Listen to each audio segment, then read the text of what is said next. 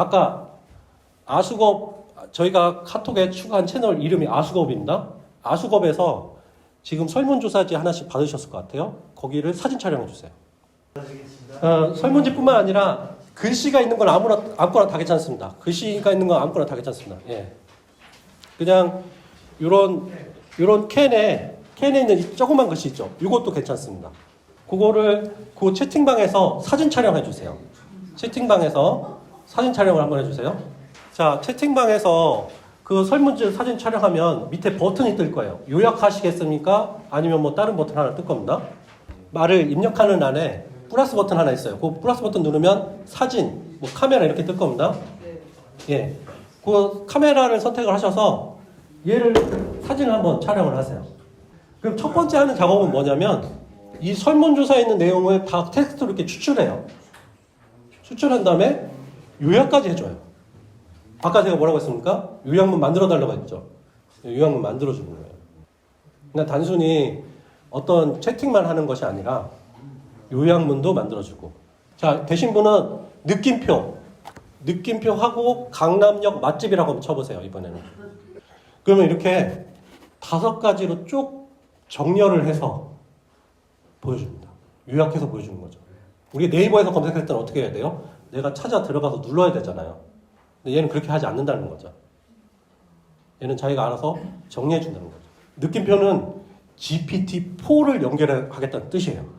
아수겁에서 GPT-4를 쓸 수가 있는 거예요. 사람들은 인터넷 가서 돈 내고 쓰면 있지만 우리는 무료로 쓸 수 있는 거예요. 그런데 챗 GPT가 이런 장점만 있는 것이 아니라 얘도 크나큰 단점이 있습니다. 그것을 할루시네이션이라고 하는데요. 우리나라 말로는 환각이라고 합니다. 근데 AI 이 영역에서 뭐라고 하냐면 AI가 주어진 데이터 또는 맥락에 근거하지 않은 잘못된 정보나 허위 정보를 생성하는 걸 얘기합니다. 한번 예를 보겠습니다. 제가 챗GPT한테 한국의 만화 애니메이션 또리 장군에 대해 설명해줘.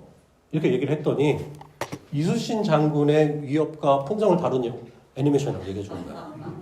잘못된 거죠. 이런 이유는 사실은 아까 그 학습했을 때 그때 거기에 트랜스폼에서 답이 있습니다. 입력된 문장에 대해 가장 그럴듯한 답변을 산출하게 되어 있습니다. 사실 여부는 챗 GPT에게 중요하지 않다. 그래서 좀 더 그 원인을 살펴보면요. 태생적 오류가 있는 것이죠.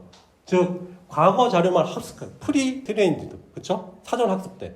그렇기 때문에 과거 자료만 학습했기 때문에 지금 사실 모르는 거예요. 그 다음에 데이터 품질, 원본 데이터에 잘못된 것이 있으면 잘못된 결과를 보여주는 거죠. 그 다음에 잘못된 질문. 이런 거를 실제 질문하는 사람이 있습니다. 세종대왕이 맥북 던진 얘기해줘. 이렇게 질문을 하면 챗GPT가 어떻게 할까요? 진짜로 사실처럼 얘기해줘요. 세종대왕이 한글을 창제하다가 너무 화가 나서 집어 던졌다고. 실제로 그렇게 대답을 했습니다. 그래서 질문으로 이런 거 하지 말라는 얘기인 거고요. 그 다음에 이제 생선 및 훈련 방식에서 이 단어를 예측하는 방식이 확률과 통계에 기반한 거기 때문에 거기에서 오류가 날 수 있다는 거죠. 그런데 이 할루시네이션을 보시고서 진보 쪽에 계신 분이 저한테 이런 질문을 하셨어요. LLM, 대형 언어 모델입니다. LLM의 할루시네이션에 대항할 인공지능을 어떻게 만들 수 있는가? 이 질문을 저한테 하신 거예요. 우선은 이 할루시네이션을 해결하기 위해 제시된 기술적 해결책을 좀 말씀드리겠습니다. 첫 번째는 아까 이제 원인이 그러니까요. 데이터 품질 향상. 그렇죠? 그 다음에 문맥 기술 개선. 요거는 아까 say가 U의 정보도 있고 굿바이의 정보도 있잖아요. 그렇죠? 이때 U와 굿바이를 문맥이라고 해요. 그 문맥 받아들이는 걸 더 향상시키겠다는 뜻인 거고요. 그 다음에 인간 검증, RLHF. 말씀 설명드린 거죠. 근데 여기 보면은 RLAIF가 있어요. RL은 강화학습인데 AIF는 뭐냐면 인공지능의 피드백을 받게 하겠다는 거예요. 다른 인공지능. 그 다음에 설명 가능한 인공지능. 근데 이런 기술들은 사실은 기술적 한계가 다 있어요. 그래서 할루시네이션을 아예 원천적으로 막지 못합니다. 그러면 여기 질문처럼 인공지능을 딴 거를 만들어 보는 걸 생각해 볼 수 있겠는데요. 그 방법은 사실은 미세 조정, 파인 튜닝이라는 방법을 써서 할 수가 있습니다. 근데 여기서 좀 문제가 있죠. 이 파인 튜닝을 써서 인공지능을 만들었다고 해서 그 인공지능이 챗GPT는 아닌 거예요. 챗GPT는 그대로 존재하고 내가 미세 조정한 거는 다른 인공지능이 하나 더 만들어진 거예요. 그렇기 때문에 챗GPT의 할루시네이션은 계속 있게 되는 거죠. 그런 좀 한계가 있습니다. 인터뷰라고 이렇게 써있지 않습니까? 앞으로 발표 자료에 인터뷰라고 써있는 거는 제가 이 진보 진영에 계신 분들하고 만나서 AI에 대해 대화한 내용이라고 생각하시면 되겠습니다. 전문가들은 뭐 어떻게 생각하느냐? 전문가들은 생성형 AI의 할루시네이션, 오류는 대책이 없다. 왜냐하면 옳든 그르든 상관없이 질문을 받으면 꾸며낸 것이라도 답변을 무조건 제시하는 것이 생성형 AI 기술이 안고 있는 할루시네이션 문제의 핵심이기 때문입니다. 저도 사실은 이쪽에 비중을 두는 사람 중에 하나입니다. 그러나 가까운 미래에 이것도 한번 해결될 수 있는 기술이 나올 것이라고 생각은 되긴 합니다.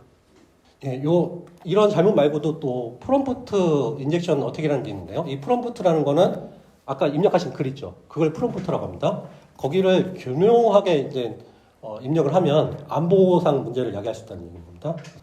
그 다음에 또 하나 문제가 되는 거는 GPT가 너무 많이 에너지를 쓴다는 겁니다. 챗GPT를 공개하고서 사용자를 모집하게 했는데 2달 만에 1억 명 돌파했어요. 그리고 지금은 전체 사용자 수가 17억 명에 해당합니다. 그래서 하루에 매일 2억 개의 사용자 요청을 처리하는데요. 그때 들은 전력량이 50kW입니다. 이거는 미국 일반 가정의 1700배. 그러면 챗GPT가 학습할 때는 얼마 썼냐면 1.287GWh. 그래서 얘는 서울시 한 가구가 353년 쓸 양을 한 번에 써버린 거예요. 100일 동안. 그래서 결국 GPT-4는 1년에 전기세만 1조 원 정도 들 것으로 예상합니다. 그래서 이렇게 GPT가 학습을 하면서 이산화탄소를 배출하게 되는데요.